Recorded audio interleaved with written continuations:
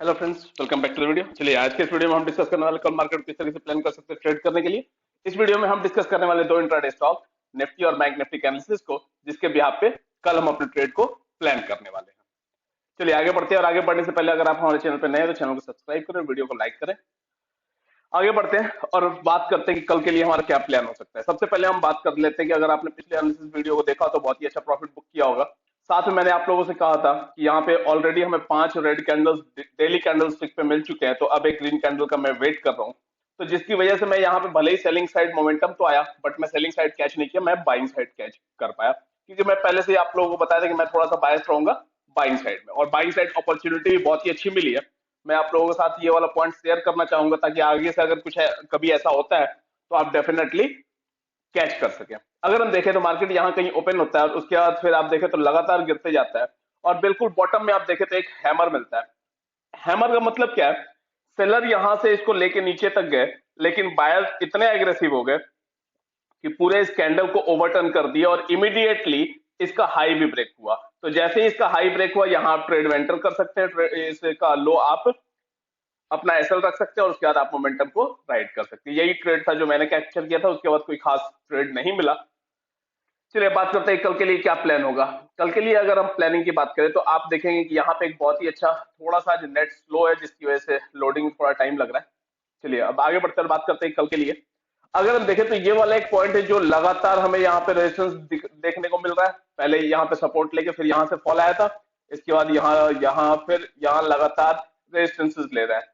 तो इसका मतलब है कि अब जितने भी सेलर्स इसमें हैं तो उनके लिए ये एक स्विंग इंपॉर्टेंट है। जैसे ही इसके ऊपर निकलता है तो फिर उनके एसएल हिट होंगे। तो हम क्या करने वाले हैं, जब इसके ऊपर निकलता है और उसके ऊपर सस्टेन करता है तो उस केस में हम बाई के लिए जाएंगे। हम बाई के लिए कब जाएंगे?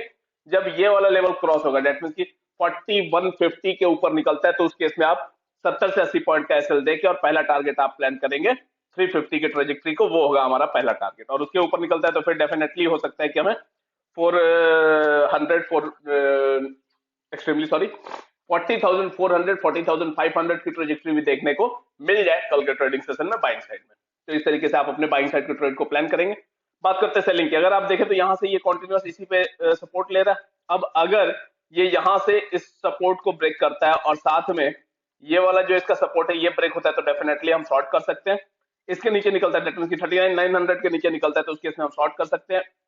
39,780 की ट्रेजेक्ट्री पहला टारगेट बनाएंगे, और दूसरा टारगेट बनाएंगे 39,600 650 का जो ट्रेजेक्ट्री है, जो आज की लो वाली ट्रेजेक्ट्री थी, उसको आप अपना सेकंड टारगेट प्लान कर सकते हैं सेलिंग साइड में कल बैंक निफ्टी में। चलिए, तो बैंक निफ्टी कल इस तरीके से प्लान कर सकते हैं। अब बात करते हैं निफ्टी की। निफ्टी को अगर हम देखें तो ये यहां से ये एक ट्रेंड लाइन है जिसको ये रेजिस्ट करता आ रहा है। अब जब ये इस ट्रेंड लाइन के ऊपर निकल जाएगा और साथ में जब ये वाला स्विंग क्रॉस हो जाए, दैट मीन्स की ये वाला स्विंग की अगर हम बात करें तो 580 के ऊपर निकलता है, तो उस केस में हम 25 से 30 पॉइंट का एसएल लगा के और पहला टारगेट प्लान करेंगे 17,620 की ट्रेजेक्ट्री का, और उसके ऊपर निकलता है तो फिर 17,650 की ट्रेजेक्ट्री का हमारा दूसरा टारगेट होगा बाइंग साइड में निफ्टी में कल के लिए। अब बात करते हैं सेलिंग। आज का लो जो लो है वो थोड़ा सा इंपॉर्टेंट है हमारे लिए, क्योंकि रिसेंट में वही स्विंग लो है। तो जब ये इसके नीचे निकलता है तो उस केस में हम शॉर्ट कर सकते हैं। हम शॉर्ट कब करेंगे? जब ये 17,470 के नीचे निकलता है, तो उस केस में 25 से 30 पॉइंट का एसएल लगा के और आप अपना टारगेट प्लान कर सकते हैं 17,400 410 की ट्रेजेक्ट्री का, और उसके नीचे निकलता है तो 17,360 की ट्रेजेक्ट्री का आप सेकंड टारगेट प्लान कर सकते हैं सेलिंग साइड में निफ्टी में कल के ट्रेडिंग सेशन में। तो इस तरीके से आप अपने दोनों इंडेक्स को कल के लिए प्लान करेंगे। अब बात करते हैं इंट्राडे स्टॉक। पहला इंट्राडे स्टॉक जो मैंने कल के लिए सिलेक्ट किया वो है एसबीआई लाइफ। एसबीआई लाइफ में अगर आप देखें तो बिल्कुल कल जैसा कोफोर्ज में पैटर्न था, बिल्कुल सेम पैटर्न आपको देखने को मिला, और आज कोफोर्ज में आपने देखा कि क्या कुछ देखने को मिला। बहुत ही शानदार ट्रेड रहा।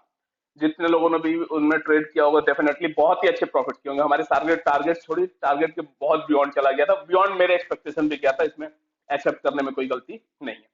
अब बात करते हैं फिर से ये क्या किया, 2 दिन से इस रेंज में है। अब इस रेंज का ब्रेकआउट या ब्रेकडाउन दोनों हमारे लिए इंपॉर्टेंट रहने वाले हैं। तो हम सिंपली वेट करेंगे इस रेंज का ब्रेकआउट मिलता है या ब्रेकडाउन मिलता है। अगर ब्रेकआउट होता है तो आप 1138 के ऊपर एंट्री करेंगे, बाई करेंगे, 1132 का एसएल लगाएंगे, 1145 और 1140 के आपके टारगेट्स होंगे बाइंग साइड में एसबीआई लाइव में कल के ट्रेडिंग सेशन के लिए। बात करते हैं सेलिंग के लिए। सेलिंग हम कब करेंगे? अगर ब्रेकडाउन होता है तो 1128 के नीचे हम शॉर्ट करेंगे, 1133 का एसएल होगा, 1122 और 1118 के हमारे टारगेट्स होंगे सेलिंग साइड में एसबीआई लाइफ में कल के ट्रेडिंग सेशन में। अब बात करते हैं दूसरा इंट्राडे स्टॉक। दूसरा इंट्राडे स्टॉक जो मैंने कल के लिए सिलेक्ट किया है वो है हिंडाल्को।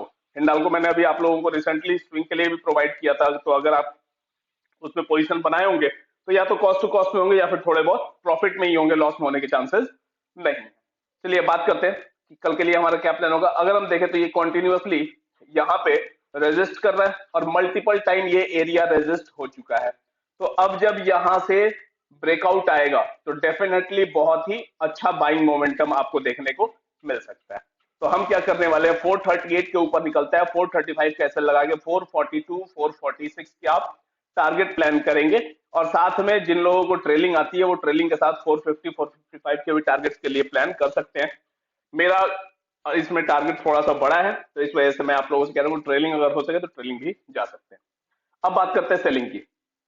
अगर आप देखें तो पीछे इसने क्या किया, इसी पॉइंट पे बार बार रेजिस्ट किया और इसी पॉइंट पे फिर से आया, तो हो सकता है कि यहीं ये फिर से रेजिस्ट करे और यहां से अगर कोई बेरिश पैटर्न आपको दिखाई देता है तो आप डेफिनेटली यहां भी शॉर्ट कर सकते हैं और आप अपने टारगेट्स 1:2 के हिसाब से या फिर ट्रेलिंग एसएल के साथ चल सकते हैं। या फिर अगर यहां से रेजिस्ट करते हुए कोई आपको पैटर्न ना दिखे तो उस केस में आप इस स्विंग लो के नीचे शॉर्ट करेंगे, इस स्विंग हाई का आप एसएल रखेंगे और इसके बाद आप पहला टारगेट प्लान करेंगे ये वाला और उसके बाद फिर आप प्लान करेंगे ये वाला। तो इस तरीके से आप सेलिंग साइड जा सकते हैं। सेलिंग का मैं लेबल इसलिए नहीं दे रहा हूं क्योंकि इसमें दो जगह शॉर्टिंग अपॉर्चुनिटी हो सकती है। एक बिल्कुल यहीं पे अगर ये रेजिस्ट करता है और अगर आपको कोई बेरिश पैटर्न दिखे तो वहां शॉर्ट कीजिए, या फिर इस स्विंग लो के नीचे निकलता है तो उस केस में शॉर्ट कीजिए, 2 से 3 रुपए का एसएल लगाइए और मिनिमम 1:2 का आप टारगेट प्लान करेंगे सेलिंग साइड में हिंडाल्को में अगर अपॉर्चुनिटी मिलती है तो। और अगर बाइंग साइड जाती है तो फिर तो बहुत ही अच्छा मोमेंटम हमें देखने को मिलेगा ही। चलिए आज के इस वीडियो में इतना ही। अगर आप हमारे चैनल पर नए हैं तो चैनल को सब्सक्राइब कीजिए, वीडियो को लाइक कीजिए, कोई भी क्वेरी कमेंट बॉक्स में ड्रॉप करें, हम उसे डेफिनेटली सॉल्व करेंगे। Okay, thank you.